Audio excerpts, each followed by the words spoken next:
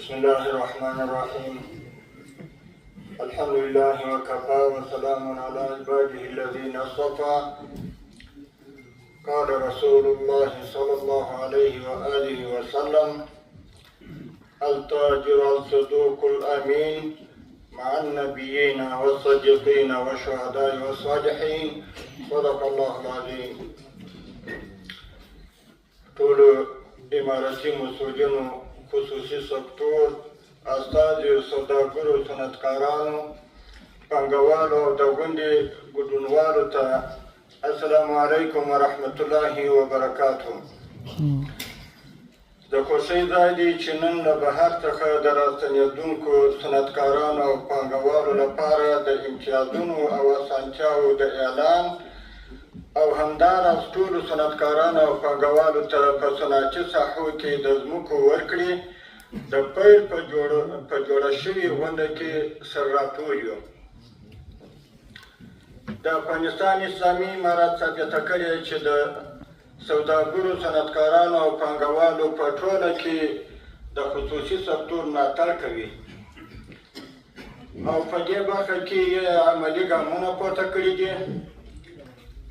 تاسو ته بهتره معلومه ده چې اسلامي امارت د خصوصي سکتور د ملاتړ په موخه پر هغو وارداتي اقلامو ګمرکي تعرفې لوړې کړي چې هغه په کور دننه تولیدېږي او د خلکو اړتیاوې پوره کولی شي.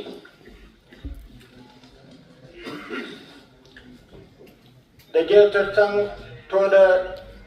ټولو امارتي ادارو ته هدایت شوی دی چې د خصوصي سکتور د ودې په موخه دې په خپلو خریداریو او تدارکاتي پروسو کې کورنۍ تولیداتو او محصولاتو ته لومړیتوب ورکړي.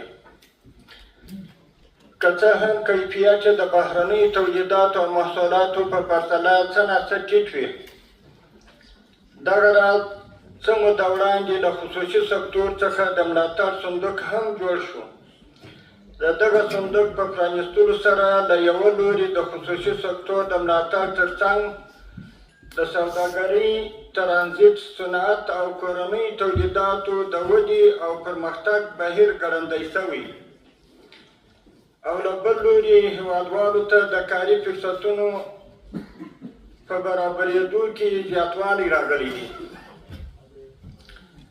اسلامي امارت له خصوصي سکتور څخه په بشپړ ملاتړ راستنېدونکو صنعتکارانو او سوداګرو، کورنیو او بهرنیو پانګوالو ته د پانګونې د زمینې برابرول او د کورنۍ صنعت پرمختګ ته لومړیتوب ورکول خپل مکلفیت ګڼي. اسلامي امارت د تل پاتې اقتصادي ودې، د نوي کاري فرصتونو رامنځته کول، د خصوصي سکتور څخه د بشپړ ملاتړ او د قانوني کړنو پر وړاندې د خنډونو د لرې کولو او دغه راز د سوداګرۍ او ترانزیت په برخه کې د لازمو اسانتیاوو رامنځته کولو په موخه اساسي ګامونه اخیستي چې ښه بېلګه یې د علي قدر امیر المؤمنین شیخ صاحب حفظه الله د درېیمې او اوومې ګڼې فرمانونه له مخې د صنعتي ساحو قانون او د راستنېدونکو صنعتکارانو او سوداګرو لپاره د امتیازاتو او اسانتیاوو د تنظیمولو طرزالعمل منظور دی. د صنعتي ساحو قانون اصلي موخه د صنعتي ساحو د تنظیم له لارې د افغانستان اقتصاد ته وده او پرمختیا ورکول او د خصوصي سرمایه‌ګذارۍ د جلب او جذب لپاره د زمینې برابرول دي. دغه راز د راستنېدونکو صنعتکارانو او سوداګرو لپاره د جوړه شوي طرزالعمل له مخې به هغو صنعتکارانو او سوداګرو ته چې په نوې صنعتي برخه کې سرمایه‌ګذاري کوي پر نورو امتیازونو سربیره د کارکوونکو له مالیې پرته له نورو مالیاتو څخه د 5 کلونو لپاره معاف وي. همدا ډول راستنېدونکو صنعتکارانو او سوداګرو ته وارداتي ماشین آلات او وسایل له ګمرکي محصول څخه معاف شوي دي. همداراز د صنعتکارانو او سوداګرو په غوښتنه د هغوی فني بهرنیو کارکوونکو او انجینرانو ته 2 کلنۍ ویزې هم ورکول کیږي چې دا د راستنېدونکو صنعتکارانو او سوداګرو لپاره ستر امتیاز دی او د اسلامي امارات له لوري د ملاتړ څرګندونه کوي.